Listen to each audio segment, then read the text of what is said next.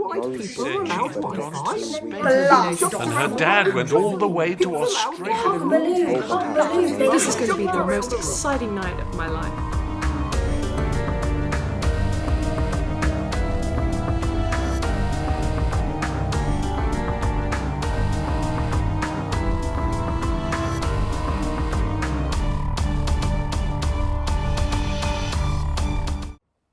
Hello, I'm Russell Tovey, and I'm reading from the book Earth 4000, the book of super science written by P7 pupils at Trinity Primary. Billy W., A Duck Story. "Hurry up, Mum," shouted Richie, who could barely talk. Richie's dad carried him like a baby. He kept running until the evil swan went away. "We did it, son," he said, or so they thought. "Mum?"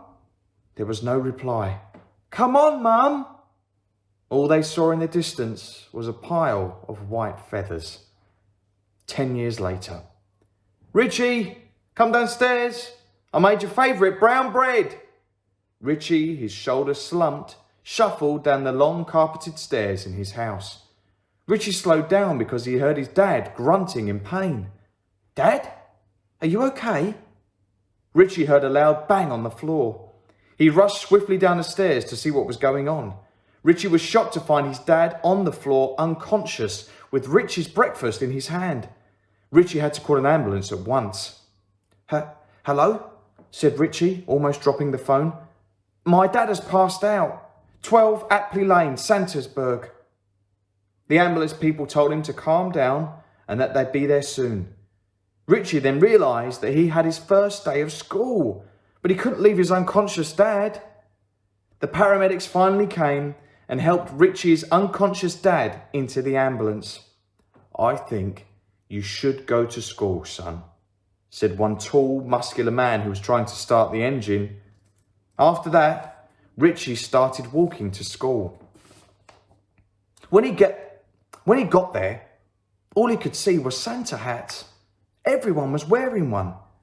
The bell rang, but Richie didn't go to class. Instead, he was stunned by a poster that he saw on a thick black pillar. "Wanted, Santa, aka Saint Nick. Reward, heal X medicine that can cure anything." Richie couldn't believe his eyes. He skipped all of his classes and didn't eat his lunch. Richie's arm reached out to turn the handle and open the door to the underground bomb shelter. He suddenly stopped at a large, wrinkly hand on his shoulder. "Come with me, son," said an old, slender man. Richie's face was as white as snow when he stopped at a door that said, "Detention," in big, bold letters. "Sit." Richie sat down in a cold metal chair. 30 minutes passed. Richie had another 30 minutes before he could escape from the dark detention room. Richie then realised that the old man had fallen into a deep sleep in his chair. Richie slowly got out of his seat and made his way for the window. It creaked as he tried to open it. Luckily, it opened very easily. He clambered out and hurried to the bomb shelter again. The creaky door opened and he found the one, the only Santa! Richie brought Santa to the police and received the medicine. Richie finally got to the hospital, but it was too late. The Rainbow War by Martha S. Jade was a normal girl living a normal life. She had short black hair and bluey-grey eyes, and she lived on the planet Earth 4000, which is a future Earth. One day, when Jade was flying home from robo-school, a creepy man shouted at her, "Your parents have died in a fire at the library." As quickly as she could, she ran to the library. She found their dead bodies on the ground. After that, she felt something she had never felt before, something she couldn't explain. As she sat in her room, it seemed to her she was so depressed that everything turned black and white. Over on the other side of the world, Daisy the Rainbow Queen sat on her rainbow throne. She started to notice that her rainbow palace was turning black and white. She tried to change it with her rainbow powers, but they didn't do anything. so she decided to follow the sad grey path. The path led to Jade's house, and when she got there, she knocked on the back door. Jade opened it and said, "What do you want?" "I want you to change it back," said Daisy the Rainbow Queen. I can't," screamed Jade. "Let me try to use my rainbow powers." Daisy tried to use her rainbow powers, but they didn't work. "Please, can you help me?" said Daisy. "No, I don't want to help you," Jade screamed. "I would rather have a war than help you." Well, Daisy was so offended by this that she summoned her rainbow army. "So let's have this war," said Daisy, with her army behind her. "I don't have an army, but I can still win," said Jade. Daisy's rainbow army started to get ready for war. After the war, the world slowly started to get its colour back. Daisy was walking down the colourful road and found Jade's dead body. She was so shocked. But she had just had a war with her, so she didn't mind. Daisy made her way back to the Rainbow Palace, and that's when it hit her. Jade was her long-lost twin. But she hated her long-lost twin anyway. The end.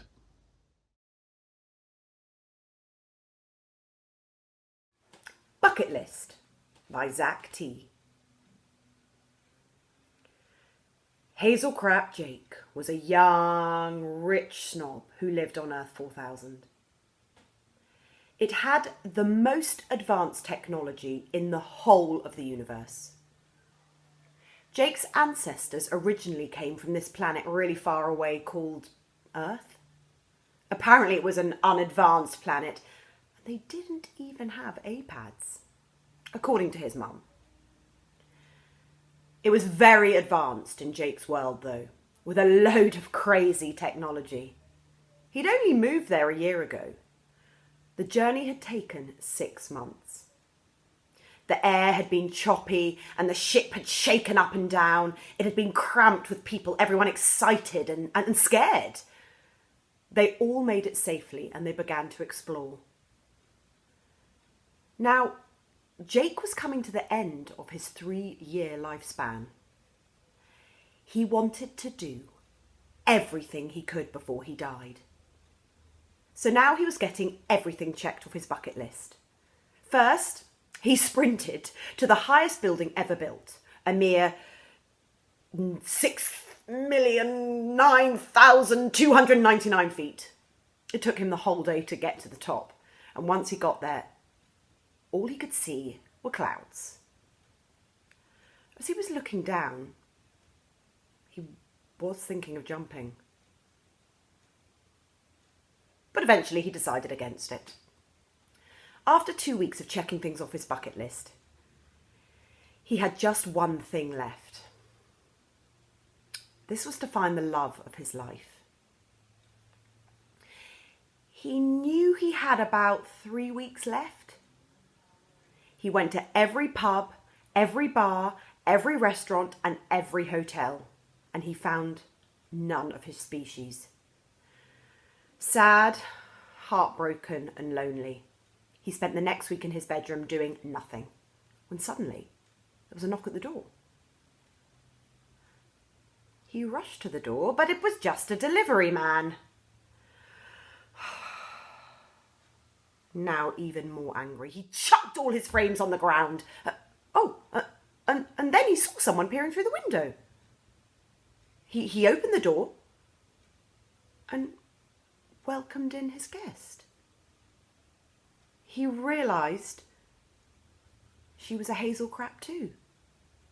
They chatted and drank tea. They both agreed that they thought they were going to be lonely. Jake asked his guest her name. It was Hazelcrap Peach. Peach's lifespan still had 2.5 years. A couple of hours later,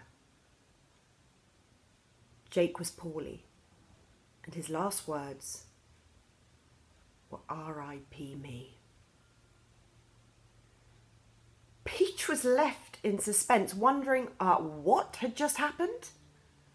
She was now heartbroken in Jake's house. She decided to call child phone 0855-1234, and she felt much better. Shortly after, Peach called William Purv's funeral company to arrange a funeral. 2 years later, the hazel crab species ended.